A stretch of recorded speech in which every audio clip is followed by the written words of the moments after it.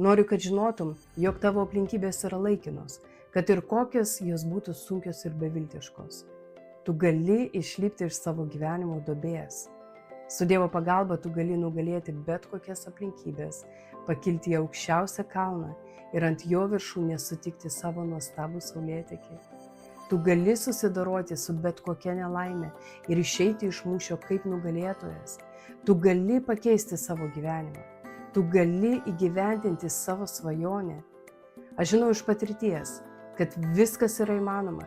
Tu būtinai pasieksi savo tikslą, jei tik tu iš tikrųjų to trokšti, atkakliai sieksi savo tikslo ir tikėsi, kad tau pavyks.